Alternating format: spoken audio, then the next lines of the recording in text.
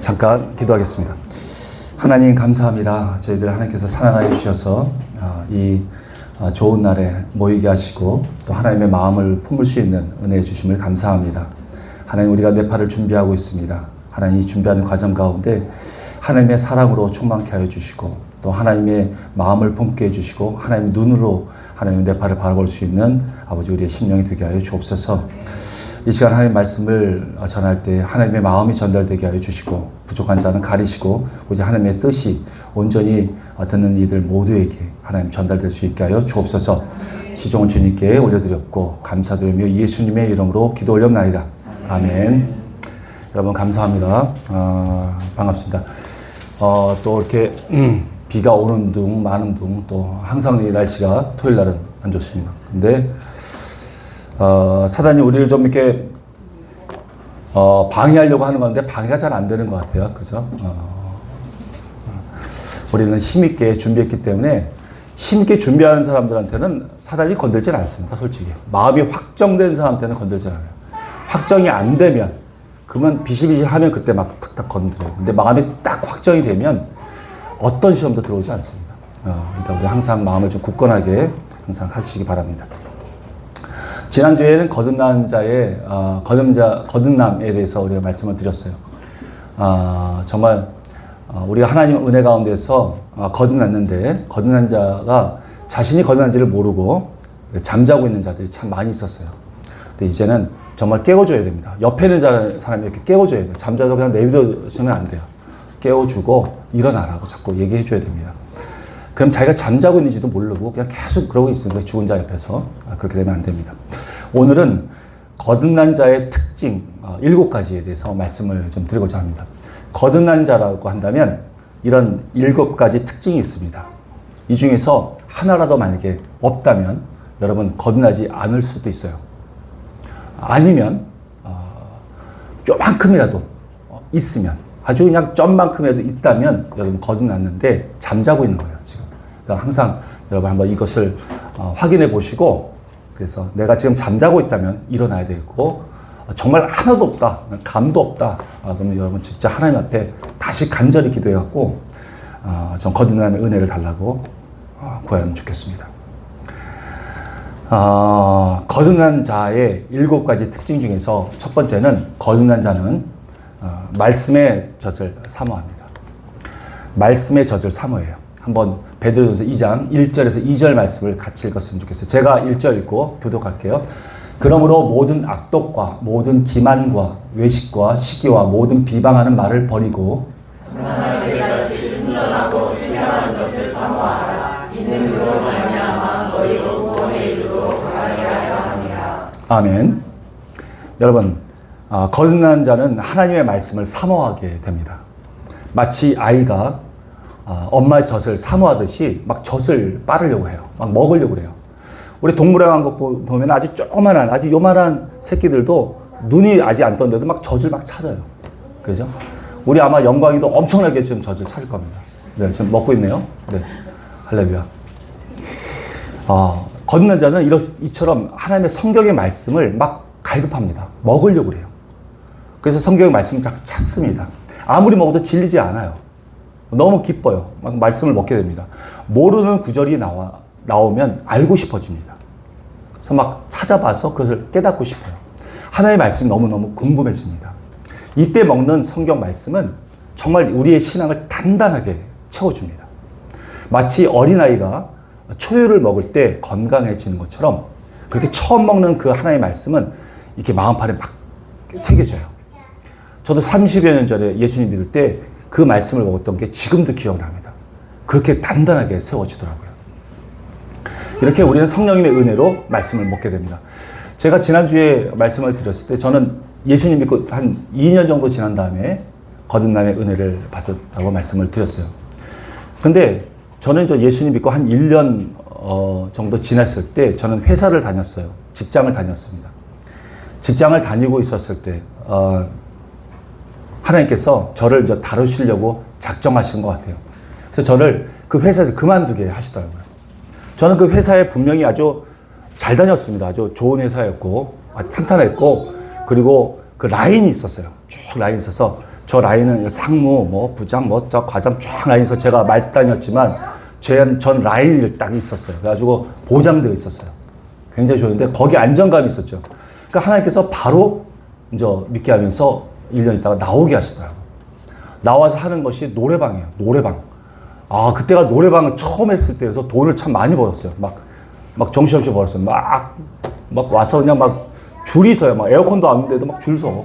그리고 막 나오면서 옷을 딱 벗고 하는데 그냥 쫙 짜요. 땀이 막 쫙 짜는데도 잘 놀았습니다. 고맙습니다. 그러고 가요. 그 정도로 막 장사가 잘 됐어요.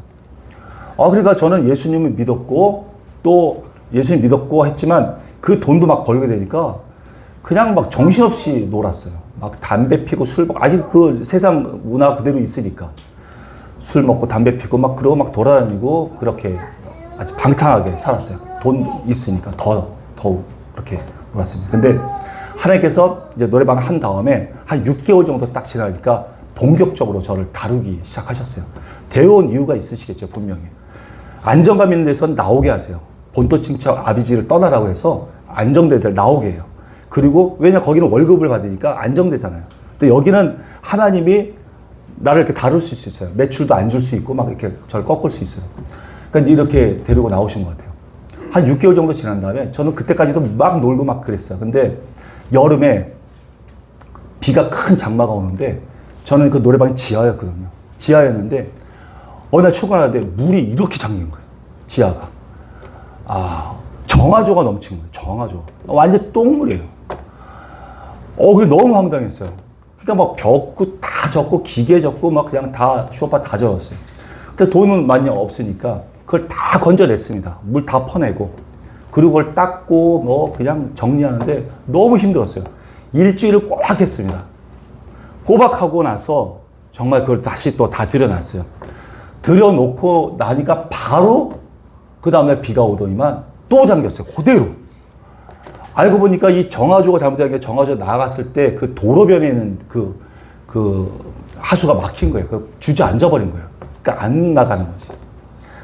근데 비가 오는데 그 건물은 그 빗물이 정화조로 들어가게끔 해서 이게 돌려갖고 나가게끔 만들어놨어요. 그러니까 그거 원래 불법인데 그때 당시에 법을 잘 몰라서 그냥 우리가 무조건 잘못한 걸 줄 알고 있었어요. 그래서 그걸 또 치우는 거예요. 또 드러내는데 그때 제 아내가 첫째를 임신했을 때예요. 첫째를 임신했을 때요. 거의 만삭이었어요. 많이 배불렀죠? 그때 아내가 바닥에 주저앉아서 울더라. 너무 힘드니까. 그러니까 저는 그때 정말 제가 하나님 앞에 얼마나 패역하게 행동하고 예수님 믿는다고 하면서도 그렇게 잘못하고 돌아다니는지를 그때 이제 진심으로 깨닫게 됐어요. 그냥 술 먹고 아주 난잡하게 살았거든요. 예수님 믿는다고 하면서. 제가 그때도 말씀드린 것처럼 교회에서 나오면서 담배 피우면서 나오고 막 별 훌라리를 다 폈어요.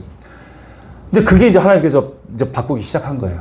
그래가지고 하나님 앞에 정말 무릎을 꿇었어요. 정말 눈물을 흘리고 모든 걸 회개했어요. 진심으로 회개했습니다.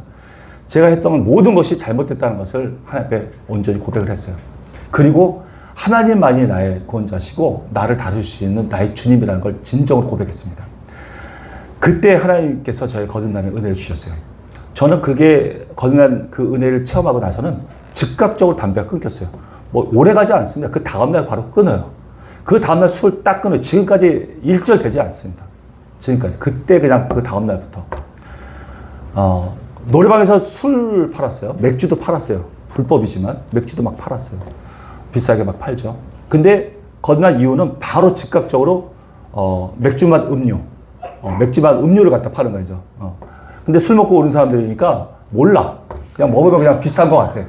그러면 거기다가 뭐 안주라고 해서 뭐 과자 딱 갖다 줘요. 그러면 닝닝한 거야. 근데도 뭐 그냥 잘 먹어요. 그리고 뭐 장사는 그렇게 또 했습니다. 저는 그 오후에 저녁 때 노래방이 되기 때문에 저는 낮에 문을 열어요. 그럼 낮에 저녁 때까지 시간이 참 많습니다. 이때 말씀을 읽기 시작해서 성경을 읽기 시작해서 한 5시간, 6시간씩 매일 읽었어요. 너무 좋았어요. 너무 즐거워. 성경 읽는 게. 그리고 막 유명하신 목사님들의 그 강해 설교 같은 거 그냥 카세트 테이프로 해갖고 계속 듣습니다. 모르면 주석 같은 거 다 찾아가갖고 다 연구하면서 봐요.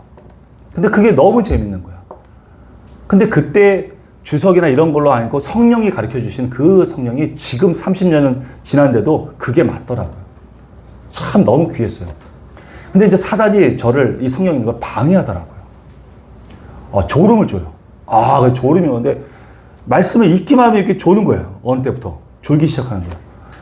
그래서 제가 저 곰곰이 생각했죠. 야, 이거는 사단의 방해다. 좋아. 그러면 이 사단아, 덤벼라. 이 잠의 귀신아, 다 덤벼. 내가 너 상대해 줄게. 덤벼라. 그러고 나서 내가 덤비라 그러고 이제 책을 딱 성경을 읽었어요. 덤볐어요. 와, 그냥 확 달려드는 모양이야. 여러분, 조는데 제가 공부를 해서, 공부도 많이 안 해봤지만, 공부를 할 때 졸아도 여러분, 머리를 이 책상에 박은 적 있으십니까? 여러분, 혹시 졸다가? 여러분, 졸다가 저도 그렇게 졸아본 적은 없어요. 근데 졸는데 이 책상에 머리를 박아요, 그냥. 졸다가. 그냥 꽝 하고 박아요. 얼마나 심하게 졸았으면 머리 꽝꽝 박는 거야. 그래가지고, 와, 그냥 너무 황당하더라고. 야, 이렇게 공격하는 거야. 그래가지고 제가 어떻게 했냐면, 일어났습니다. 성경책을 듣고 일어났어요. 일어나고 나서 이제 성경을 읽었어요. 근데 여러분, 일어나서 서 있다가 여러분 무릎 꿇혀 본 적 있습니까? 졸다가? 무릎을 꿇히는 거예요. 무릎을 꿇히는 거예요. 졸다가. 와, 너무 황당한 거예요. 야, 이렇게 공격을 하는구나. 잠이 덤벼들 땐 그냥 평상시였던 그냥 자면 돼요. 그냥 좀 옆에 들어서 자면 돼. 근데 이게 사단의 공격이라는 게 알잖아요. 그러니까 여기서 물러설 수 없잖아요. 그래서 거기서 무릎을 꿇히는데 또 일어나갖고 그때 어떻게 했냐면 이제 걸어 다녔어요. 성경을 들고 그 통로를 왔다 갔다 하면서 읽었어요. 그랬더니 이제 공격이 멈춰진 거예요. 그 다음부터는 성경 읽을 때 졸지 않습니다, 저는. 성경 읽을 때 졸지 않아요. 정말 뭐 한 일주일 동안 만약에 잠을 안 잤다면 졸겠죠. 근데 그런 거 말고는 졸지 않습니다. 이렇게 여러분, 거듭난 자는 말씀을 사모합니다. 말씀을 먹게 돼요. 조금이라도 여러분 그런 마음이 있다면 그는 거듭난 자예요. 근데 나는 말씀하고 상관이 없어요. 뭐 이렇게 되면 여러분 제가 심각하게 생각하셔야 됩니다. 그런 자들은 이제 나가서 막 제자 훈련 받으려고 그래요. 성경 공부반에 막 갑니다. 그래서 막 배우려고 그래요. 열심히 찾아다녀요. 이때 좋은 분을 만나서 제자 훈련 받는 것이 대단히 중요합니다. 그러니까 그렇게 말씀을 먹고 또 제자 훈련 받는 그런 마음이 있으시고 그렇게 행동하신다면 그는 거듭난 자인 것입니다. 믿으십니까? 아멘. 거듭난 자의 두 번째는 무엇이냐면 거듭난 자는 주의 음성을 듣습니다. 주의 음성을 듣습니다. 요한복음 10장 27절 말씀을 같이 읽어볼게요. 시작. 내 양은 내 음성을 들으며 나는 그들을 알며 그들은 나를 따르느니라. 아멘. 여러분, 거듭난 자는 하나님의 음성을 들을 수 있습니다. 하나님의 음성을 듣는다고 해서 우리가 좀 잘못 이해하는 경우가 있는데, 하나님의 음성은 이 귀에 달팽이관을 건드려서 들리는 그런 목소리가 아니에요. 하나님은 영이시잖아요. 하나님 영이시기도 영으로 말씀하십니다. 사무엘이 그때 하나님께서 어린 사무엘을 부르셨을 때 사무엘아 부르실 때 사무엘은 듣고 응답했습니다. 들었어요. 근데 엘리 제사장은 듣지 못했습니다. 그죠? 그리고 바울을 하나님께서 처음 찾을 때 다메섹 도상에서 찾을 때 바울아 부르실 때 바울은 들었죠. 근데 그 주변의 사람 천둥 소리를 들었어요. 듣지 못했어요. 우리 하나님은 영으로 말씀하시기 때문에 우리 영으로 듣습니다. 그리고 하나님은 모든 상황과 환경들을 사용하셔서 우리가 하나님의 음성을 들을 수 있게 말씀하세요. 우리 영으로 느낄 수 있게 해주십니다. 그리고 대부분 성경 안에 있는 말씀을 가지고 말씀하세요. 그래서 성경을 많이 읽으면 읽을수록 여러분 하나님과 더 많은 기쁜 대화를 할 수 있게 되는 것입니다. 예를 들어서 우리가 어떤 죄악을 저질렀어요. 그럼 성령님께서는 우리에게 근심의 마음을 주십니다. 마음에 부담을 주세요. 그리고 그것이 죄악이라는 것을 알려주세요. 성경을 통해서 말씀해 주시죠. 우리는 그것을 느끼게 되죠. 알게 되죠. 그리고 그 말씀에 우리는 순종하게 됩니다. 경외함을 갖고 두려움을 갖게 돼요. 그것이 죄악이라는 것을 성경을 통해서 알게 되는 것이죠. 여러분, 갓난아기도 우리는 이런 것을 다 알아요. 영과 육의 원리는 거의 같습니다. 어린아이가 갓난아기 태어나도 부모의 말을 들을 수 있어요. 왜냐하면 완전한 인격체로 태어났기 때문에 그렇습니다. 지정의가 다 있어요. 다만 표현 방법을 아직 몰라서 그래요. 이 사회생활 하는데 필요한 것들을 아직 배우지 않았기 때문에요. 전달 방법들을 아직 못 배웠기 때문에 그런 것이지 완전한 인격체입니다. 그래서 그것을 들을 수 있어요. 지금 이제 영광이도 지금 2달 정도 됐지만 제 막내 딸이 8개월 됐을 때 얘기입니다. 8개월 됐을 때, 그러니까 아직까지는 완전히 걸어다니지 못하고 이제 기어다니면서 일어나서 이렇게 딛고 올라갈 정도, 그 정도 수준이죠. 근데 제가 이제 그때 신앙의 공동체 사람들하고 같이 과일을 먹고 있었어요. 그러니까 앉아서 먹는 탁자였어요. 근데 이제 아이가 이제 그 탁자를 딛고 이렇게 일어섰어. 근데 여기에 포도가 있었어요. 포도가. 그러니까 이 포도를 이렇게 띡 하고 왼손으로 딱 뜯어서 확 만지더라고요. 그래서 그렇게 하지 마. 이건 먹는 거야. 그러니까 이렇게 막 짓누르고 그러면 안 돼. 라고 얘기를 했어요. 그때 저를 딱 쳐다보더니만 이번엔 오른손으로 딱 잡아갖고 뜯어갖고 빡 짓누르는 거예요. 안 돼. 이렇게 하면 안 돼. 이렇게 하면 이거는 먹는 거야. 이렇게 하면 안 되는 거야. 라고 또 제가 얘기했어요. 이때는 이번엔 주변을 이렇게 쳐다보더니만 두 손으로 포도를 확 잡더니 막 이러는 거예요. 아, 고집 피는 거예요. 여기 고집. 그래서 제가 일로 와. 그러고 내가 이제 회차리로 이제 엉덩이를 아주 세게 야단을 쳤어요. 그럼 막 울죠. 울면서 자기 엄마를 쳐다봐. 엄마가 외면했어요. 왜? 버릇을 고쳐야 되니까. 그러니까 그 주변 사람들 다 하나씩 쳐다봐. 다 외면하는 거야. 전부 다. 그러니까 쫙 외면하다가 끝까지 해서 아무도 자기 편이 없으니까 울음을 딱 끊쳐요. 그리고 그다음부터는 이런 거 안 해. 알아들어요. 아무리 어려도 말하면 알아들어요. 표현 방법을 몰랐을 뿐이에요. 그러나 느껴요. 느낄 수 있어요. 아이는 인격적이기 때문에 그렇습니다. 지정이가 다 있어서 그래요. 이같이 하나님의 그 음성을 들을 수가 있습니다. 듣고 그 음성에 우리는 하나하나 순종하기 시작하면 그렇게 성장이 돼요. 하나님은 그때부터 많은 대화를 하기를 원하십니다. 그런데 처음부터 하나님의 음성을 듣지 않고 이건 내 생각일 거야. 또 이건 뭐 다른 거에서 생각해 줄 거야. 라고 대화를 끊어버려요. 그때부터 이 신앙에 민감함이 생기지 않습니다. 근데 하나님의 음성이고 성경 말씀을 통해서 말씀해 주실 때 그것에 그 말씀을 듣고 순종하게 되면 신앙에 민감함이 생겨요. 그래서 하나님하고 점점 더 많은 대화를 할 수 있게 됩니다. 이렇게 해서 성숙하게 자라게 되는 것이죠. 이렇게 되면 사단의 음성이 어떻게 들리는지를 압니다. 사단의 음성을 분별할 수 있어요. 이것은 하나님의 뜻이 아니다. 하나님의 말씀이 아니라는 걸 알아요. 왜? 하나님의 그 신격과 성품이 맞지 않다는 걸 알기 때문에 그래요. 이것이 여기서 본문에 말씀하는 것처럼 그 양이 그 목자의 음성을 듣는 겁니다. 이렇게 돼요. 이게 거듭난 자의 특징이에요. 하나님의 음성을 들을 수 있습니까? 아직도 사단의 목소리에 속아서 막 넘어가고 있습니까? 여러분, 거듭난 자는 하나님의 음성을 들을 수 있습니다. 믿으시기 바랍니다. 아멘. 세 번째는, 거듭난 자의 세 번째는, 특징은 하나님의 징계를 감사하게 받습니다. 하나님께서 징계하는 것을 감사하게 받을 수 있어요. 7절, 8절인데 제가 우리 한 절씩 교독할게요. 너희가 참음은 징계를 받기 위함이라. 하나님이 아들과 같이 너희를 대우하시나니 어찌 아버지가 징계하지 않는 아들이 있으리요. 징계는 다 받는 것이거늘 너희에게 없으면 사생자여 심한 일이 아니니라. 아멘. 여러분, 거듭난 자들은 죄를 짓거나 바른 길로 가지 않으면 하나님께서 징계를 주십니다. 과연 그 징계는 하나님의 징계는 어떤 식으로 올까요? 예를 들어서 사업의 어려움이나 또는 뭐 어떻게 건강이 안 좋아진다던가 또 가족 간의 어떤 불화 뭐 이런 문제들로 인해서 우리에게 어려움을 주실 수가 있어요. 그리고 깨닫게 하도록 하나님께서 만드시죠. 또 우리가 죄를 짓거나 할 때 이런 식으로 하나님께서 우리를 징계해 주는데 여러분 이것은 죄의 대가가 아닙니다. 그 죄의 대가로 형벌을 받는 것이 아니에요. 죄의 대가는 사망이에요.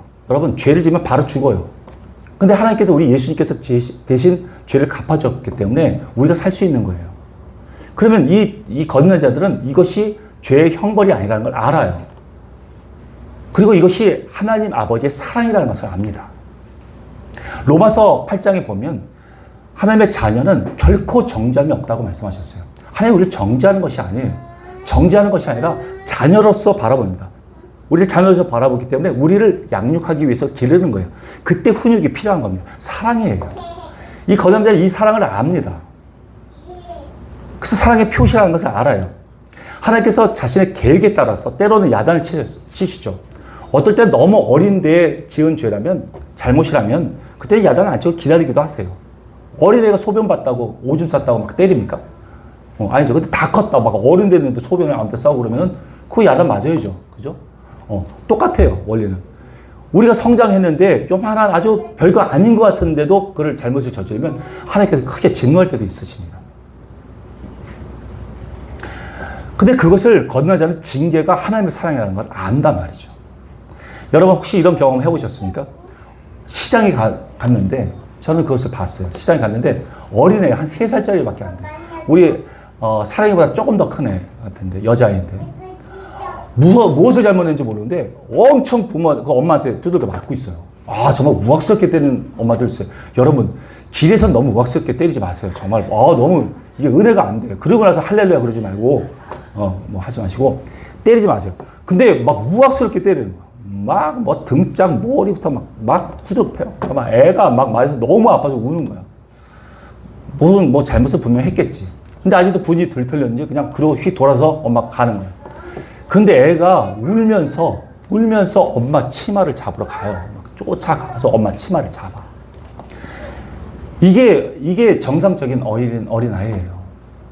만약에 건너지 않았으면 하나님께서 야단치면요 하나님을 대듭니다. 당신이 뭔데 때리냐. 이건 기복신앙으로 만난 자들이에요. 기복신앙으로 만난. 하나님은 인격적으로 만나지 못하고 건너지 않은 자예요. 그런데 거듭난 자는 그것이 하나님의 사랑을 알아요. 그래서 내가 먼저 나를 되돌아봐요. 그래서 하나님의 그 마음을 알기 때문에 이제 죄를 짓지 않으려고 해요. 내 사랑하는 아버지께서, 하나님 아버지께서 마음을 아파하시는 게 내가 아파요. 내 마음이 아파요. 그래서 하나님께서 그걸 싫어하시니까 나도 싫어해요. 하나님의 아버지가 그걸 싫어하시고 마음 아파하시니까 나도 그걸 하기 싫어지는 거예요. 그래서 하나님의 징계받을 일들을 하지 않게 되는 것이죠. 그러면 점점 성숙해지고 죄를 미워하게 되는 거예요. 예수님의 성품으로 바르게 자라게 되는 것이죠. 하나님께서는 저에게도 많은 가르침을 주셨는데 조그만한 죄를 져도 하나님께서 저를 아주 심하게 다루실 때가 있어요. 근데 심하게 다루기 전에 조금 액션을 취하세요. 근데 그 액션을 요즘은 딱 듣고 바로 돌이켜 버리죠. 그러면 더 큰 어려움이 당하지 않게 돼요. 저는 한 8년 전인가 있었던 일이에요. 캄보디아에 제가 갔을 때 우리 김몽록 선교사님이라고 캄보디아에 계신 선교사님이 계신데 우리 IMS 위원이에요. 근데 그분이 몽골에서 사역을 오랫동안 하시다가 이제 거기서 추방당했어요. 그래서 어디로 갈지 이제 생각하시다가 캄보디아를 정하시고 거기서 이제 터를 닦으시라고 계셨던 중이에요. 그래서 제가 이제 위로차 또는 뭐 또 응원차 또 이제 한번 찾아뵙고 인사드리려고 찾아갔어요. 갔더니 이제 그 시골이에요. 캄보디아 아주 시골에 내려가서 집을, 마당이 넓은 그 집, 지금 똑같이 있는 그 센터입니다. 근데 아무것도 없어요. 그러니까 사모님도 아직 안 왔고, 이제 아직 기틀을 안 잡았기 때문에 이제 그분이 잡고 있는 상태예요. 근데 거기서 이제 식사를 하시는데 그분이 식사도 요리도 못하는 분이에요. 그분은 아주 그냥 상남자다 보니까. 근데 이제 김치를 본인이 해서 드시는데 하얀 양배추에다가 소금을 넣어갖고 이게 김치라고 이제 드시는 거예요. 근데 제가 갔잖아요. 근데 제가 하도 그 소리를 들은 게 있어가지고 갈 때 김하고 그다음 냉면 같은 걸 사들고 갔어요. 근데 이제 첫째 날은 그 김치에다가 밥을 먹고 김치 그 김에다 먹고 그 냉면 먹고 그랬어요. 둘째 날도 또 그렇게 먹는 거예요. 근데 좀 지루하잖아요. 그 김치 맛 하나도 없어요, 여러분. 고춧가루 한두 개 있을 뿐이에요. 정말 김치가 아니야, 그건. 근데 그거 계속 먹다 보니까 이제 너무 지쳤어. 그래서 셋째 날인데 또 그렇게 먹는 거예요. 그래서 제가 그 앉은 날 저녁에, 셋째 날 저녁에 그랬어요. 선교사님, 아니, 여기 캄보디아 쌀국수도 많은데, 길거리, 여기 아주 시골이지만 길거리 같은 데면 1,000원이면 썼어요. 1,000원. 그럼 그런 데 좀 데려가면 제가 1,000원 내서 좀 같이 먹으면 얼마나 좋습니까? 저 그런 데 좀 가면 얼마나 좋아요. 그러면서 불평 아닌 불평을 했어요. 선교사님한테. 그때였습니다, 여러분. 저쪽 끝에서 여기 거실이었는데, 차고 같은 거실이에요. 그 거실이, 거기는. 저쪽에서 쥐새끼가 요만한 게, 그 밑으로 들어가고, 확 나한테 달려들어오는 거야. 근데 의자에 앉아있는데, 나한테 확 들이면 뒤로 해갖고, 장시장에 딱 숨어버렸어요. 쏨쥐가. 저는 깜짝 놀라갖고, 막 심장이 벌렁벌렁해요. 막 너무 떨렸어요. 저는 쥐를 제일 무서워해요. 난 뱀도 만지고, 막 바퀴벌 막 잡고 다 할 수 있지만, 이 쥐는 콩쥐 팥쥐도 싫어요. 쥐란 소리 때문에. 이 글자도 읽지 못해요. 너무 힘들어요. 그 정도로 싫어요. 근데 내가 왜 이렇게 싫어하는가를 내가 봤더니, 알고 보니까 제가 중학교 3학년 때, 전 다락방에서 지냈는데, 거기 다락방 위로 쥐들이 이렇게 탁탁 지나가는 거예요. 근데 요한 쥐에 지나갈 때 제가 딱 쳐다보면 그냥 확 도망가. 그러니까 이제 이렇게 하면 막 도망가 그랬어요. 근데 어느 날 이따만한 쥐가, 이만한 쥐가 쓱 지나가면서 뛰지도 않아. 천천히 걸어가면서 밑에 나를 이렇게 딱 쳐다보는 거예요. 그래서 내가 딱 쳐다봤지. 그랬더니 두려워하지 않고 그냥 계속 저를 노려보고 있는 거예요. 그래서 저도 계속 쳐다봤어요. 저는 가서웠다는 듯이 날 쳐다봐요. 그래서 내가 눈을 이렇게 깔았습니다. 내가 눈을 피했어. 그때부터 제가 쥐를 무서워하게, 두려워하게 됐어요. 그러니까 걔는 이렇게 보다가 참 뭐 같지 않다는 듯이 이러고 딱 천천히 걸어갔어. 야, 정말 그때부터 쥐만 보면 저는 아이가 막 오금이 저리는 거예요. 오금이. 근데 분명히 저는 지금도 믿습니다. 이 성령 충만하면 저는 쥐 머리를 밟아 짓이길 수 있어요. 다만 그때 그런 일이 없기를 바랄 뿐이지, 네, 저는 할 수 있습니다. 뭐든지 할 수 있어요. 근데 그런 일이 없기를 바랍니다. 근데 그렇게 딱 쥐가 이제 막 있어요. 그러니까 저는 저녁에 잠을 자야 되잖아요. 거기에 이제 평상을 차려놓고 거기에 침대라고 하죠. 거기 자는 거예요. 근데 옆에 쥐가 있는 거야. 찍찍거리면서. 그러니까 이제 이 성교사님 들어가서 성교사님 방에 들어가서 주무셔야 되니까 거기다 끈끈이를 갖다 놨어요. 끈끈이를 딱 갖다 놓고 들어가셨어요. 근데 저는 거기서 이게 달달 떨면서 자는 거예요. 근데 한 30분 정도 지났다가 끈끈이 잡힌 거예요. 그 쥐가. 그러면서 찍찍거리기 시작하는 거예요. 찍찍거리는데 30분 넘도록 찍찍거리는데 저는 거기서 잠을 못 자는 거예요. 막 괴로워갖고. 근데 30분 지나니까 어미쥐가 구하러 올 거야. 어미쥐가 구하러 와갖고 그 끈끈이에 반만 걸렸나 봐. 걸려갖고 그냥 흔들고 다니는 거야. 막 그 거실을 막 나중에 불쾌가 피투성이 된 거야. 그냥 막 돌아다니는데 그때 이제 성교사님이 일어나셨어. 일어나고 딱 보더니만 그냥 이렇게 그 끈끈이를 뚝 접어갖고 마당에다 갖다 버렸어요. 2시간 동안 찍찍거려. 그 모녀가 2시간 동안 찍찍거려. 저는 그 피투성이 돼서 막 그냥 너무 괴로워하고 막 거기서 이제 지냈죠. 근데 이걸 이제 이 괴로웠던 거를 이제 갔다 와서 우리 애들한테 얘기했어요. 아빠 너무 힘들었어. 막 그러니까 너무 불쌍하다는 거야. 그래서 너무 힘들었지. 그러니까 아니 그 쥐들이 너무 불쌍해. 아빠 무서워 떨어가 또 이거 걱정하지 않고 쥐들이 너무 불쌍하대. 밤새도록 찍찍거리면서 죽었을 거 아니냐고. 제가 그때부터 이제 전 이제 마음이 좀 담대하기로 했어요. 그래서 우리 애들한테 얘기했습니다. 선교사 말씀은 들어야 된다. 저는 그 다음부터 바뀌었어요. 뭐냐면 선교사님한테 불평불만하면 안 된다. 선교사님한테 오직 말씀하셔. 네, 그렇습니다. 맞습니다. 네, 뭐 무조건 맞습니다. 이제 그렇게 됐어요. 완전 바뀌었어. 만약에 그걸 내가 그때 사인 줬을 때 내가 못 알아들었다. 그럼 쥐떼가 달렸을 거야. 쥐떼가 확 와갖고 생각만 해도 끔찍합니다. 저는 그때 딱 말했을 때 딱 바로 깨달았어요. 그래서 그 다음부터는 뭐 그렇지 않습니다. 여러분, 거듭난 자들은 하나님께서 야단칠 때 불평불만하지 않아요. 그 징계를 감사하게 받을 수 있어요. 여러분 그렇게 받으십니까? 여러분 그러면 거듭난 자입니다. 믿으십니까? 아멘. 네 번째 거듭난 자는 주의 나라와 주님의 나라와 의의 소망을 둘 수 있습니다. 요한에서 2장 15절 16절 교도할게요. 제가 먼저 읽을게요.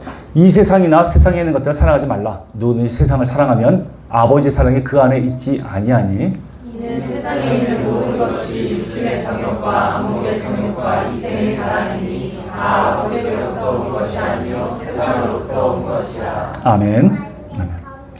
거듭난 자는 이 세상의 마음을 뺏기지 않습니다. 자신이 가야 할 곳이 어딘지를 알아요. 그래서 이 세상이 영원한 곳이 아니라는 것을 압니다. 우리 이곳을 떠나야 할 것을 알아요. 여러분 천국이 있다는 사실을 믿으십니까? 네. 그렇기 때문에 우리는 영원히 갈 곳, 그곳에 집중하게 됩니다. 여러분, 하나님 나라에 필요한 것이 무엇입니까? 우리가 이제 하나님 낙원에 가고 천국에 갈 때 우리에게 필요한 것이 뭐예요? 뭐가 필요해요? 돈이 필요합니까? 뭐 지금 사람 뭐 장례할 때 쌈짓돈 막 끼워주고 그러는데 그 사람이 가져갑니까? 다 이 염하는 사람이 가져가지? 우리가 가져갈 게 뭐가 있어요? 여러분, 천국에는 황금이 밑에 깔릴 때입니다. 금이. 근데 우리가 뭐하러 그것을 가져가요?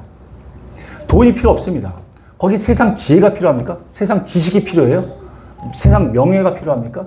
여러분, 박사학위가 필요합니까?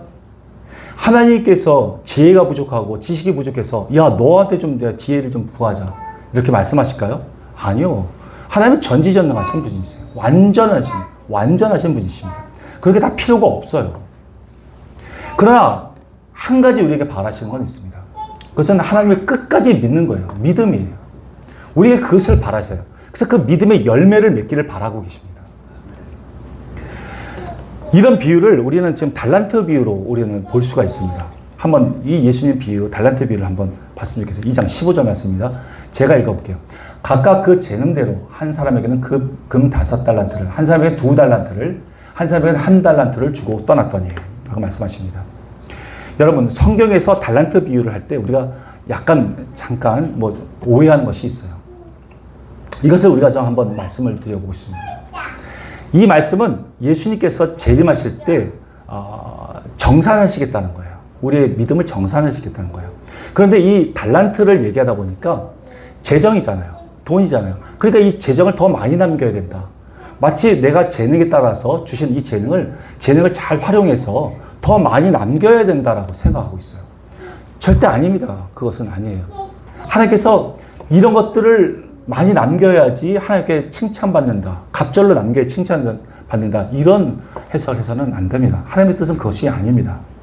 여러분 달란트는 재능이 아니죠. 재능이라는 것은 헬라어로 탈란타예요.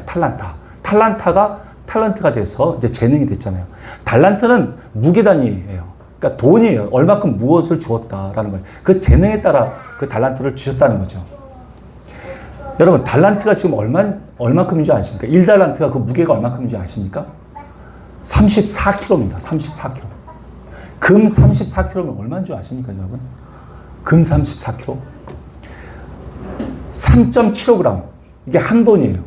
그게 지금 요번에 보니까 며칠 전 보니까 54만 원 됐습니다. 한 돈이, 금 한 돈이 54만 원. 제가 옛날에 그 누구한테 돌이라고 해서 우리는 금 한 돈을 갖다 줬잖아요. 그때 제가 5만 원이었거든요. 5만 원. 반 돈 줬을 때가 반 돈이 2만 5천 원. 그때 너무 좋았는데 지금 지금 돌 됐다고 해서 한 돈 못 줍니다. 어떻게 한 돈을 줘? 말이 안 되죠. 근데 한 돈이 지금 54만 원이에요. 그러면 이 34kg에 대략 50억 가까이 되는 겁니다. 그 주인 정말 통 큰 주인이에요.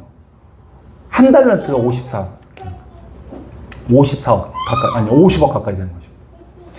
그래서 여기서 우리는 이 달란트를 우리가 생각할 때 재능에 따라서 어떠한 재정을 주었다 이렇게 생각하는데 그것이 아닙니다. 그 달란트는 그 재능에 따라 맡겨진 우리에게 주신 그 환경을 말합니다. 여러분 그 환경이 다 달라요. 어떤 사람은 남한에서 태어났어요. 어떤 사람은 북한에서 태어납니다. 태어날 때부터 환경이 다릅니다. 어떤 사람은 나이지리아, 아프리카에서 태어나서 태어날 때부터 굶어요. 먹을 게 없어요. 어떤 아이는 태어날 때부터 트럼프 아들이야. 트럼프 아들, 지금 방탄조끼 입고 다닌답니다. 트럼프 아들은. 이러면 어떤 왕실에 태어나기도 하고. 어떤 사람이 이 남한에 태어나서 예수님 잘 믿어요. 또 어떤 사람은 자기가 선택한 거 아니잖아요. 그죠? 준 거예요. 그러니까 이 달란트는 주어진 환경을 얘기하는 것입니다. 그 자기가 받은 그 재능에 따라서 받은 이 환경을 잘 활용해서 그래서 이것을 남겨야 돼요. 하나님께서 정산할 것을 남겨야 돼요. 근데 과연 무엇을 정산하실까요? 하나님께서? 이 한 달란트 받은 사람은 무엇을 정산할지를 잘 몰랐어요. 그 주의를 오해했던 것입니다. 오해했어요. 잘못 알고 있는 것이죠. 우리가 마치 하나님을 잘못 알는 것처럼 그렇게 잘못 알 수도 있어요. 그는 주지 않는 곳에서 거두시는 분으로 알았습니다. 그래서 그는 아무것도 하지 않았어요. 좋은 그 환경에서 아무것도 하지 않았어요. 마태복음 2장 25장 24절 25절 제가 한번 읽을게요. 교독할게요. 한 달란트 받았던 자는 와서 이르되 주인이여 당신은 굳은 사람이라 심지 않은 데서 거두고 해치지 않은 데서 모으는 줄을 내가 알았으므로 여호와여 나가서 당신의 달란트를 땅에 감추어 두었사나이다. 보소서 당신의 것을 가지셨나이다. 아멘. 예. 여러분 장사라고 그 한 달란트 준 그 주인은 정말 통 큰 주인이었습니다. 한 달란트 중에 50억을 줬어요. 50억을. 얼마나 많이 준 겁니까? 그는 심지 않은 데서 거두는 자가 아니에요. 뿌리지 않고 모으는 자가 아니었습니다. 그분은 통 크게 줄 수 있는 그런 주인이었어요.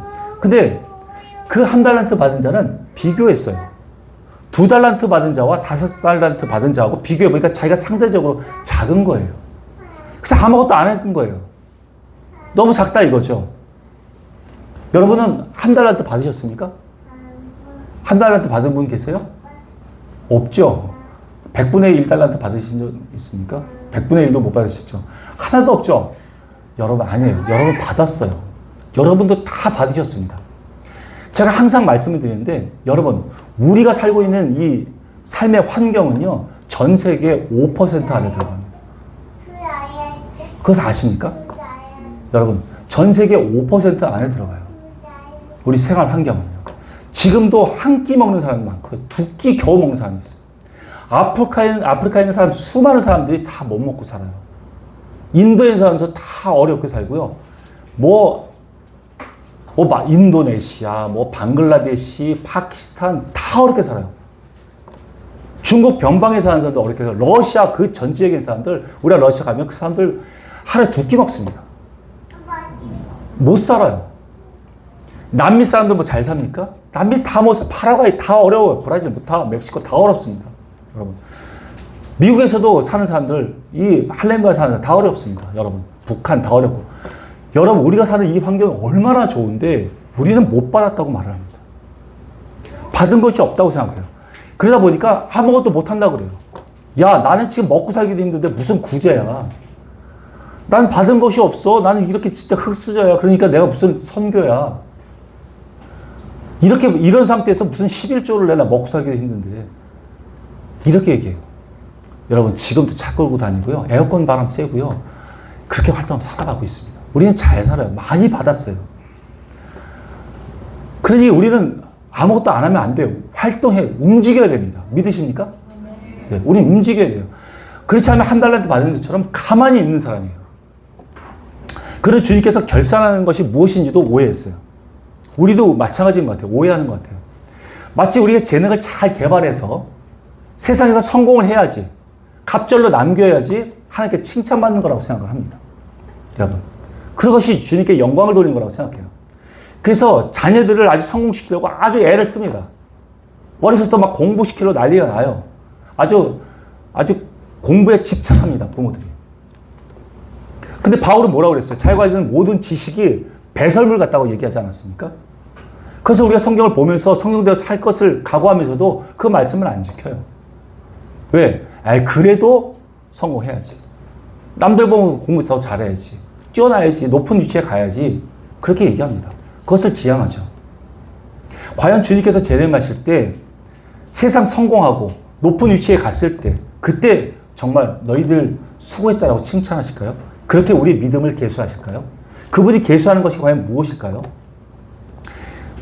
그래서 한 달란트 받은 것처럼 하나님을 오해한 것입니다. 만약에 그렇다면 세상 성공을 하나님께서 기뻐하신다고 말한다면 여러분 북한에 태어난 사람은 어떻게 됩니까? 북한에 태어난 사람은 열심히 공부해갖고 김일성 대학 가야 되죠. 그죠? 그리고 김일성 당의 공산당 당원이 돼야 되고 당 간부가 돼야죠. 그래서 성공하는 거잖아요. 그럼 하나님 기뻐하실까요? 아니요. 그렇지 않습니다. 하나님 계수하는 건 그런 게 아니에요. 그 나라에 자기가 처해진 데에서 성공하는 것을 말하는 것이 아닙니다. 아프리카 같은 데나 나이지리아 같은 데나 이렇게 열악한 곳에서 예수님을 믿었어요. 근데 그들이 성공하려면 어떻게 해야 돼요? 머리는 좋지만 공부할 환경이 아니에요. 그럼 어떻게 성공해야 돼요? 어떻게 해야지 하나님께 칭찬받고 성공하고 충성된 종이다라고 말할 수 있습니까? 하나님께서 우리에게 구하시는 것은 그런 것이 아닙니다. 믿음의 결과를 얘기하는 거예요. 믿음의 열매를 구하는 것입니다. 그것은 성령의 열매인 거예요. 물론 좋은 환경에서 또 좋은 그 재능을 가지고 있는 사람들은 잘 그것을 개발해서 주님의 일을 해야 합니다. 그래서 사회적으로 좋은 선한 영향력을 행사해야 돼요. 그렇지만 막상 마지막 때에 계수하는 것은 그걸 계수하지 않습니다. 너는 믿음의 열매를 얼마큼 가졌느니 그것을 계수하세요. 믿으십니까? 성령의 열매인 것이죠. 예수님께서는 가난한 자, 또 소외된 자들에게도 복음을 주셨고요. 낮은 자리, 높은 자리에 있는 자에게도 복음을 주셨어요. 어느 곳에 있든지 주님의 나라를 구할 수 있는 그런 환경을 우리에게 다 주셨습니다. 북한에 있는 사람은 그러면 어떻게 믿음의 열매를 맺을까요? 그는 자기가 가지고 있는 빵 한 쪼가리도 나눠서 이웃에게 나눠주면서 그 사랑을 전할 수 있어요. 하나님은 그래서 귀하게 보십니다. 나이지리아 같은 데서 자기의 가족을 다 죽이고 집을 불태운 그 원수를 예수님의 사랑으로 용서하고 그를 품 안을 때 하나님의 사랑의 그 열매를 맺게 되는 것입니다. 하나님 그거를 보십니다. 그러니까 어떤 환경에서든지 그 성령의 열매를 맺을 수가 있어요. 내가 열악한 곳에 있든지 북한에 태어났든지 영국 왕실에 태어났든지 다 할 수 있어요. 대기업의 총수의 아들로 태어났든지 이 성령의 열매를 구하는 것은 동일하게 구할 수 있습니다. 1달란트 받든지 5달란트 받든지 다 하나님께서 요구할 수 있는 그런 공평한 요구인 것입니다. 믿으십니까? 우리는 각자의 환경에서 이렇게 하나님 나라와 의에 집중할 수 있습니다. 그 집중해야 됩니다. 내가 지금 가지고 있는 사업장, 또 직장, 뭐 일터, 가정, 이 모든 처해 있는 환경 가운데서 성령의 열매를 맺어야 됩니다. 믿음의 열매를 맺을 수 있어야 되는 것입니다. 그 성령의 열매는 영원한 거예요. 이 세상에 없어질 때 같이 없어지는 게 아니라 내 것이 된 거예요. 예수님의 성품입니다. 그것은. 내가 그렇게 인격적으로 바뀌는 거예요. 하나님이 그럴 때 하나님하고 합체가 하나가 될 수 있는 것이죠. 예수의 성품이 어떤 것입니까? 갈라디아서 5장 22절이에요. 여러분 같이 읽어볼까요? 시작. 사랑, 희락, 화평, 오래 참음, 자비, 양선, 충성, 온유, 절제.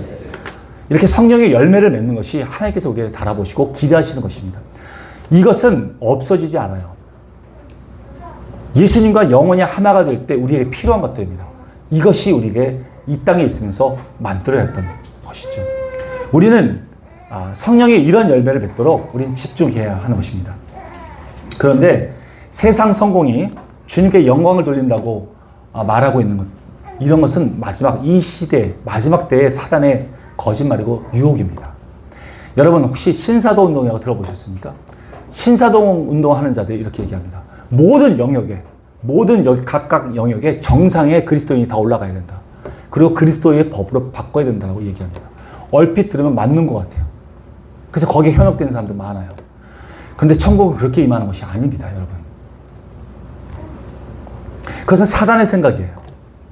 세상 그 정상에, 각 영역의 정상에 올라가면 거기에 사단의 권세가 있습니다. 정사가 권세가 있어요. 강력한 유혹이 있습니다. 많은 신앙인의 지도자들도 그 정상에 올라서 많이 넘어졌어요. 수없이 많이 넘어졌어요. 우리는 그것을 수없이 많이 보았습니다. 여러분, 우리는 스스로 높아지려고 해서는 안 됩니다. 그것은 교만한 거예요. 여러분, 우리는 하나님의 빛을 비추면 됩니다. 하나님의 그 성품을 비추고 하나님의 그 아름다움을 비춰내시고 나타내시면 돼요. 그 빛은 하나님께서 등경 위로 올리신 분은 하나님이세요. 우리가 기어 올라가서 등경 위에 올라가려고 하면 안 되는 것입니다. 그것은 교만한 거예요. 등경 위에 올리신 분은 하나님이에요. 하나님이 올리십니다. 근데 우리가 스스로 올라가려고 합니다. 그것이 교만한 거예요. 그때는 바로 넘어집니다. 교만한 거는 사단한테 바로 죽어요. 그 정상을 이렇게 해서 다 넘어지는 겁니다. 우리는 하나님의 빛을 비치는데 집중하면 되는 것입니다. 믿으십니까? 아멘. 거듭난 자들은 이런 것을 알아요. 분별할 줄 알아요. 세상의 것이 무엇인지 알고요. 하나님께서 지금 나에게 요구하는 것이 무엇인지를 압니다. 그래서 구별할 수 있어요. 여러분, 사단이 지금 이 세상에서 우리를 얼마나 속이면서 공격한다는 사실을 여러분 아십니까? 정말 수없는 많은 사례가 있지만 그 중에 하나를 얘기한다면 여러분, 자녀들의 대학 입시에 대해서 우리가 얘기할 수 있습니다. 우리나라는 대학 입시가 대단히 열풍이 강해요. 어머니들이 아주 집착해요. 그 부모들이. 근데 여러분, 세상의 이 왜곡된 교육 환경에 따라서 사교육을 시키려면 끝이 없습니다. 남편이 버는 그 돈을 가지고는, 월급 가지고는요, 이 사교육비를 댈 수가 없어요. 그러다 보니까 아내가 나가서 맞벌이를 합니다. 나가서 돈을 벌죠. 그때 여러분, 그 가정에 아내가 있어야 할 그 자리가 공백이 됩니다. 여러분, 그것이 얼마나 크게 위험한 건지 아십니까? 여러분, 어린아이가 학교를 갔다가 집에 와서 하교하고 집에 왔을 때 집에 아무도 없어요. 불 꺼져 있고 깜깜해요. 여러분, 그 혼에, 영혼에 얼마나 상처가 있는 줄 아십니까? 잘. 그래서 그 아이를 학원에 자꾸 돌려요. 그죠? 그 돌린다고 되는 게 아니에요. 엄마의 마땅한 사랑을 받아야 할 때 못 받게 되는 것입니다. 남편도 직장에서 일하고 돌아왔을 때 집에 아무도 없을 때 얼마나 힘든 줄 아십니까? 여러분, 그 아내가 하는 일이 뭐예요? 살림이잖아요. 살림은 순수한 우리나라 말입니다. 살려주는 거예요. 남편이 힘들게 나가서 일하고 들어왔을 때 그 남편을 살려주는 거예요. 아이가 학교에서 공부하고 돌아왔을 때, 수고했을 때 그 아이를 살려주는 거예요. 그게 살림입니다. 근데 살림을 하는 사람이 지금 없어요. 돈 벌러 나갔어요. 그러니까 이 가정이 깨지는 겁니다. 아내는 그 자리를 지켜줘야 돼요. 그게 얼마나 소중하고 귀한 자리예요. 이건 돈하고 바꿀 수가 없어요. 제 아내도 저랑 결혼했을 때, 결혼하기 전만 해도 제 아내도 저보다 월급이 더 많았어요. 아주 큰 패션 회사에 다녔어요. 저도 거기에 영업부 있었고, 제 아내는 거기 디자이너 했어요. 돈을 저보다 훨씬 많이 벌었어요. 근데 결혼하고 임신하자마자 그만뒀습니다. 지금 30년 넘게, 30년을 집에서 살림만 했어요. 아주 음식 잘합니다. 할렐루야. 그래서 우리 아이들은 너무 저 혼자 돈을 버니까 못 벌었어요. 많이 못 벌었어요. 지금 하나도 없어요, 저는 재산이. 없는데 우리 애들은 되게 부자인 줄 알았어요, 우리가. 아주 넉넉하고 행복하고 화목하니까 부자인 줄 알았대요. 근데 결혼할 때쯤 다 알지요. 우리가 얼마나 가난한지를 다 알았어요. 결혼할 때. 그때까지, 그 전까지는 아주 우리가 부자인 줄 알았어요. 화목했습니다. 얼마나 화목했는지 몰라요. 하나님께서 우리에게 주시고자 하시는 건 이런 거예요. 돈이 아니면, 돈으로서 행복하려고 하는 것이 아니에요.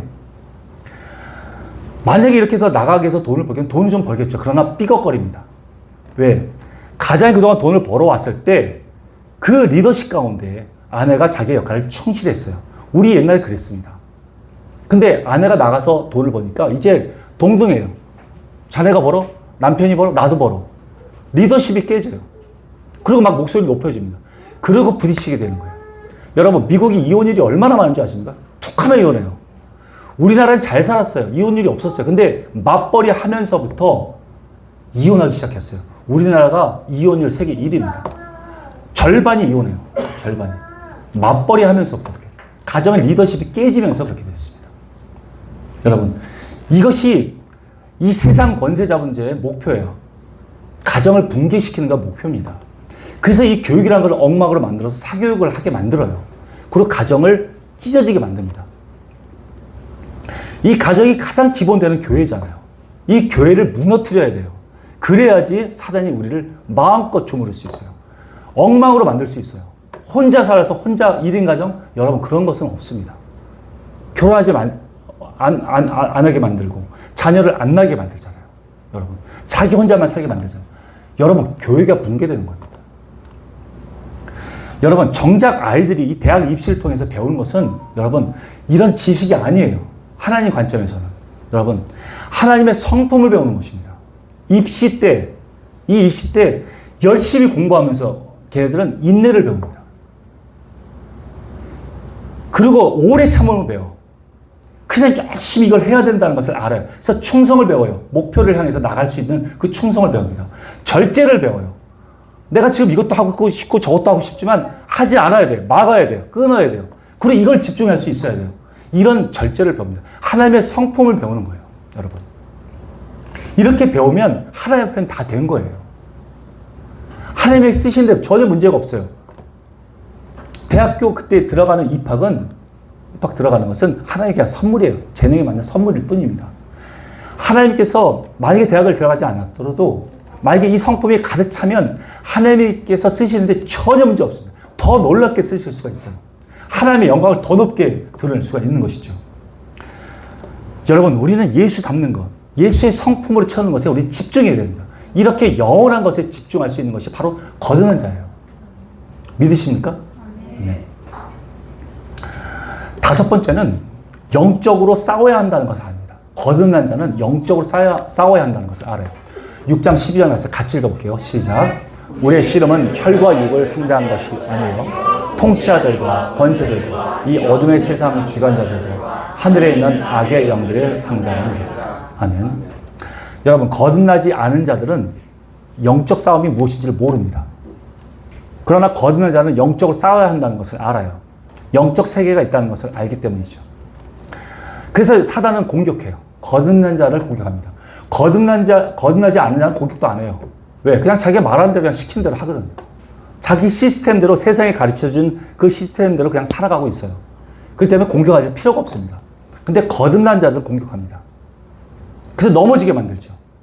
그리고 또 하나님 예수님을 떠나게 만들고 믿음을 잃게 만듭니다. 그래서 좌절하게 만들고 실패하게 만들고 세상을 쫓게 만들어요. 근데 이 사실을 우리 하나님 아버지께서 모르실까요? 당연히 아시죠. 왜? 이런 사단의 공격은 하나님의 허락이 있어야 돼요. 하나님의 허락 없이는 우리 옷깃도 건들 수 없습니다. 믿으십니까? 근데 하나님께서 왜 그럼 우리에게 공격하는 걸 허락하실까요? 하나죠. 우리 신앙의 성장을 위해서 허락하십니다.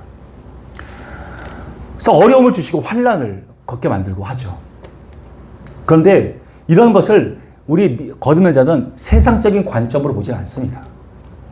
영적인 관점으로 바라봐요. 그래서 올바르게 대처할 수가 있습니다. 때로 나의 죄로 인해서 어려움이 왔어요. 환난이 왔어요. 이거 분명히 하나님께서 나에게 징계를 주시는 것이잖아요. 그러면 바로 회개합니다. 하나님께 무릎을 꿇고 회개하고 결단해요. 다시는 그러지 않겠습니다라고 회개하고 결단합니다. 그럼 그 어려움들이 싹 없어져요. 왜? 하나님의 뜻을 이루었기 때문에. 하나님의 목적은 그거였기 때문에 그렇습니다. 그런데 어떨 때는 죄로 인한 것이 아니에요. 죄로 인한 것이 아닌 어려움이 왔고 막 막힌 것이 있어요. 그때 뭐예요? 우리 믿음으로 뚫고 나가라는 거예요. 기도로 뚫고 또 믿음으로 뚫고 나가라. 선포하고 나가라. 이겨내라. 하나님 아들답게 싸워서 이겨라. 라고 말씀하시는 거죠. 그래서 그 권세로서 그걸 풀어냅니다. 여러분, 그림자 이론이라는 걸 아시죠? 들어보셨죠? 그림자 이론. 그림자를 옮기려고 합니다. 그림자를 옮기려고 해요. 근데 그림자는 뭐예요? 우리 눈에 보이는 현상이에요. 그러나 실체가 있습니다. 실체는 영적인 부분이에요. 영적인 부분. 이 영적인 부분과 실체가 있는 이 그림자가 있어요. 실체는 영적인 부분인데 눈에 보이는 그림자는 현상이에요. 현상. 실체는 영적인 거예요. 근데 믿지 않는 사람은 이 현상을 옮기려고 해요. 옮겨집니까? 안 옮겨져요. 그런데 거듭난 사람은 그것을 압니다. 영적인 부분을 움직여야지 된다는 것을 알아요. 그래서 기도로 풉니다. 집중하죠. 그래서 그 문제를 풀 수가 있어요. 기도하고 영적인 부분을 건드려서 풀 수가 있습니다. 해결하는 방법도 세상의 방법으로 하지 않습니다. 세상 사람들은 어떻게 해요? 예를 들어서 뭐 교회에서 성도들끼리 다퉜어요. 싸웠어. 세상 사람들은 어떻게 해요? 싸워. 계속 싸워. 그리고 이겨야지. 네가 이겨야지. 네 말이 옳아. 정 안 되면 재판 걸어. 소송 걸어. 그게 세상의 방법이에요. 근데 우리는 어떻게 해요? 네가 좀 져주면 안 되냐? 네가 좀 손해보면 안 되니? 형제들끼리 꼭 싸워야 되겠니? 믿지 않는 사람들 가서 꼭 재판을 받아야 되겠어? 이렇게 말씀하시잖아요. 우리 방법은 먼저 용서를 구하는 거고 먼저 화해를 취하는 거예요. 이게 하나님의 방법이에요. 이 영적으로 푸는 방법이 간단합니다. 근데 이렇게 하면 실제 해결이 돼요. 깔끔하게. 하나님께서 더 많은 것을 주시기 때문에 그렇습니다. 이 영적으로 푸는 방법을 합니다. 여러분, 거듭나셨습니까? 그러면 우리가 싸워야 하는 것은 눈에 보이는 것이 아니라 영적인 부분이라는 것을 압니다. 믿으십니까? 아멘. 여섯 번째로 거듭난 자의 특징은 예수님을 사랑합니다. 거듭난 자는 예수님을 사랑해요. 요한복음 8장 42절이요. 같이 읽어볼게요. 시작. 예수께서 이르시되 하나님이 너희 아버지였으면 너희가 나를 사랑하였으니 이는 내가 하나님께로부터 나와서 왔습니다. 나는 스스로 온 것이 아니요 아버지께서 나를 보내신 것이라. 아멘. 하나님이 나의 아버지, 내가 하나님의 자녀라면 우리는 예수님을 사랑합니다. 너희가 나를 사랑하였으리 라고 말씀하시죠. 여러분, 거듭난 자는 예수님을 사랑할 수 있습니다. 사랑합니다. 그것이 곧 하나님을 사랑하는 거예요. 그런데 믿지 않는 사람들, 믿지 않으라 그렇게 얘기하면 안 됩니다. 거듭나지 않는 사람은 예수님을 사랑할 수가 없습니다. 예수님은 거듭난 자들만이 사랑할 수 있어요. 요한복음 21장에 보면 이런 말씀을 합니다. 디베라 호숫가에 예수님께서 부활하시고 세 번째 나타났을 때예요. 그때 베드로에게 말씀하시죠. 너는 나를 사랑하느냐라고 물어보십니다. 3번을 질문하세요. 그런데 그 3번 질문 중에서 2번까지는 아가페 사랑으로 물어보십니다. 아가페 사랑이 무엇이죠? 여러분, 그것은 하나님의 사랑입니다. 일방적인 사랑이에요. 그럼에도 불구하고 사랑하는 사랑입니다. 상대가 어떠하든지 관계없이 내가 사랑을 결정해서 사랑할 수 있는 사랑이 아가페 사랑이에요. 근데 그 사랑으로 우리를 물으셨어요. 그런데 베드로는 3번 물음 중에서 전부 3번 다 필레오 사랑으로 대답을 했습니다. 필레오 사랑이 뭐죠? 그것은 인간적인 사랑이에요. 주고받는 사랑이에요. 계산적인 사랑. 네가 사랑하면 나도 사랑한다는 사랑이에요. 연약한 사랑입니다. 그 필레오 사랑으로 대답을 했어요. 하나님께서 우리에게 말씀하실 때 하나님을 목숨을 다해서 사랑하라. 그 내 이웃을 내 몸같이 사랑하라 하셨던 그 사랑 모두가 아가페 사랑입니다. 우리가 이 아가페 사랑을 할 수 있을 때 우리는 하나님과 연합할 수 있습니다. 필레오 사랑으로는 하나님과 연합할 수가 없어요. 그래서 우리 베드로는 우리 예수님께서는 3번째 질문에서는 베드로에게 필레오 사랑으로 물어보셨습니다. 왜냐하면 아직 베드로는 성령이 임하지 않았어요. 그러니까 아직까지 아가페 사랑을 할 수가 없어요. 몰라요. 그러나 성령이 임하고 그 믿음이 뜨겁고 성숙하게 되면 아가페 사랑을 할 수 있었던 것을 알기 때문에 예수님께서 3번째는 그 눈높이에 맞춰서 필레오 사랑으로 물어보신 것입니다. 여러분, 거듭난 자들은 결국은 아가페 사랑을 할 수 있습니다. 왜냐하면 자신의 가장 귀한, 자기 생명보다 더 귀한 독생자인 예수 그리스도를 우리에게 보내주시는 그 아버지의 사랑이에요. 또 예수님은 자신의 생명을 우리를 위해서 내어줄 수 있는 모진 수모와 그 멸시와 천대를 다 받고 침뱉음 받고 따구를 맞으면서도 그 모멸을 받으면서도 우리를 위해서 죽으신 분이에요. 그 따구를 때렸던 그 자를 위해서 죽으신 분이에요. 그 정도로 우리를 사랑하신 그 십자가의 사랑을 알기 때문에 우리는 그 사랑으로 아가페 사랑을 할 수 있는 것입니다. 그 사랑이 우리를 변화시키는 것입니다. 우리의 필레오 사랑으로 변화시킬 수가 없어요. 그렇게 우리가 변하게 되면 우리는 예수님의 생각과 뜻을 우리는 받아들이길 원합니다. 같아지기를 원해요. 예수님의 생각이 내 생각이 되기를 원합니다.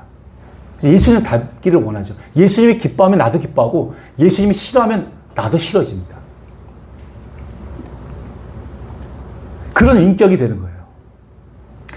지금도 우리 하나님, 예수님은 우리에게 질문하십니다.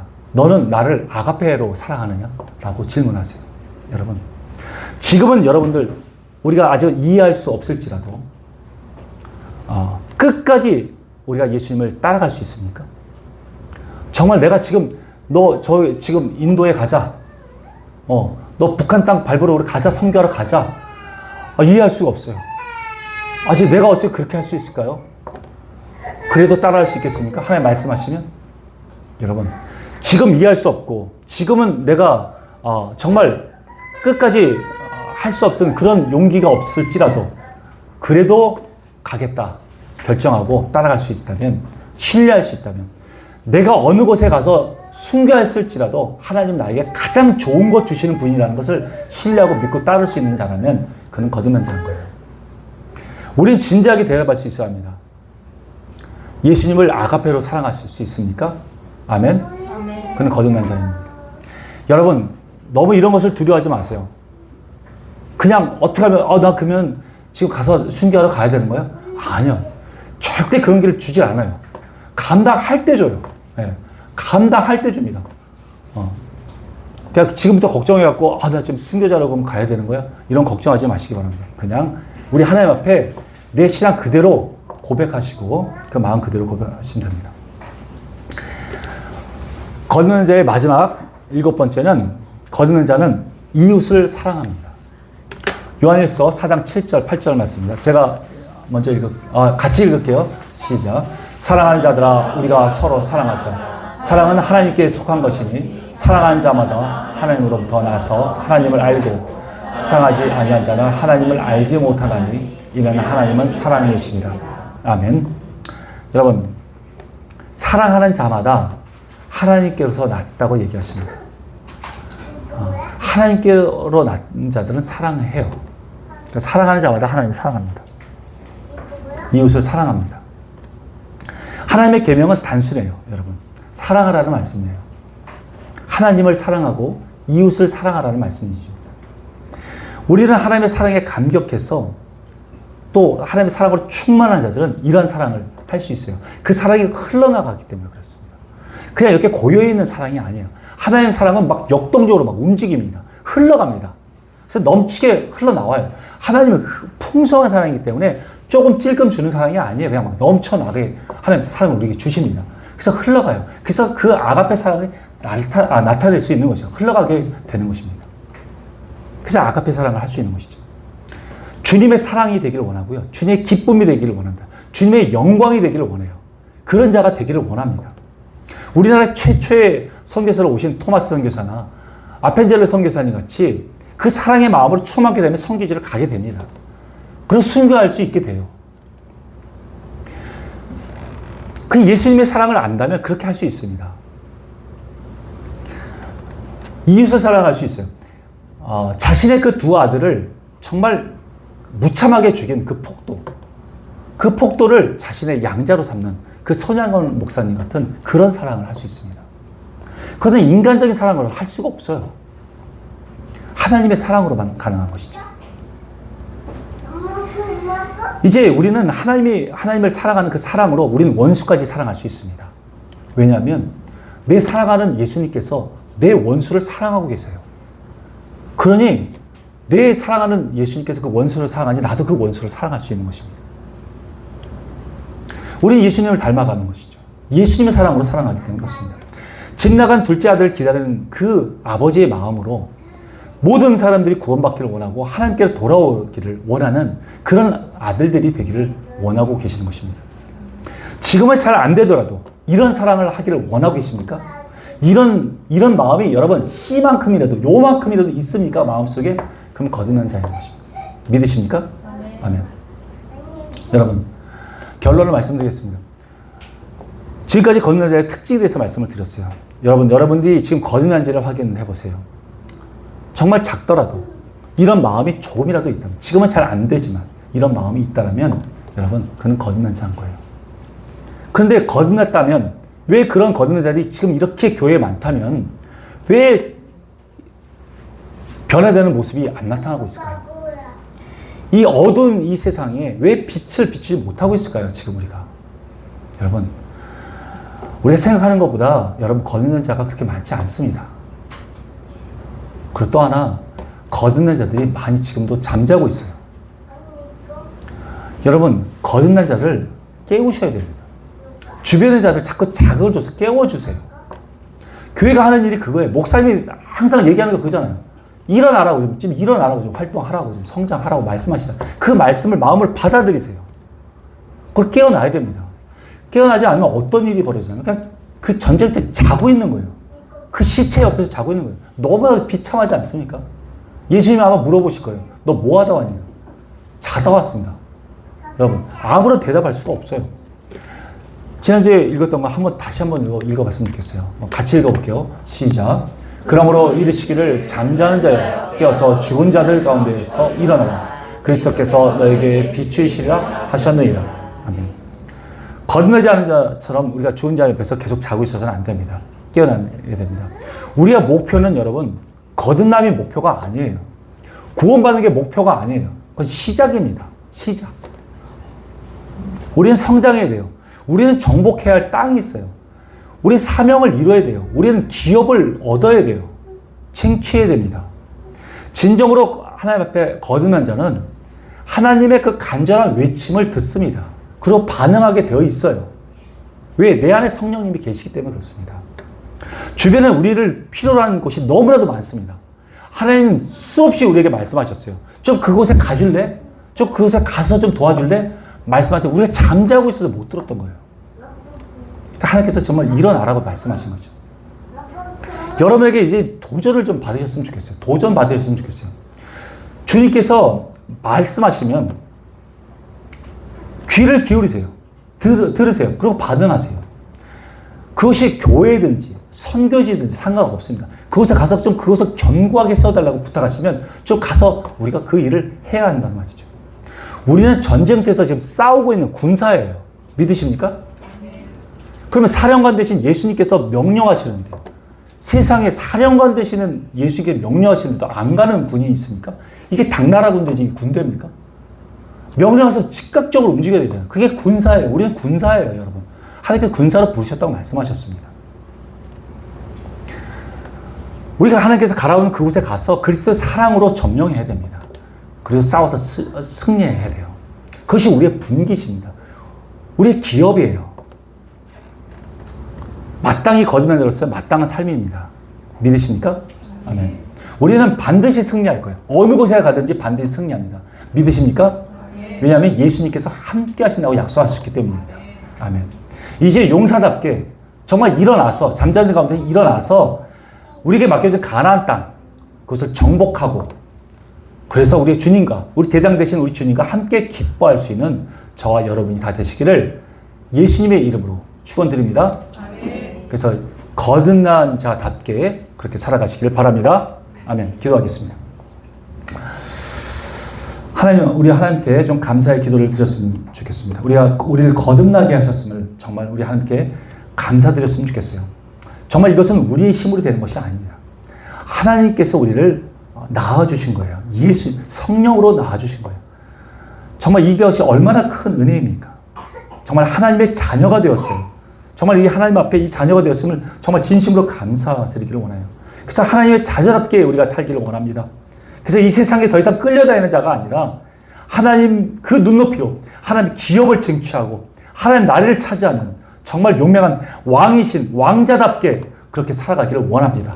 우리 하나님 앞에 내 영혼이 깨어나서 정말 우리 하나님께서 주시는 그 모든 땅을 점령하고 정복해서 하나님과 함께 기쁨을 나누는 그런 자가 되기를 원합니다. 우리 하나님 앞에 결단하고 각오하는 그런 기도를 올려드리도록 하겠습니다. 기도하겠습니다.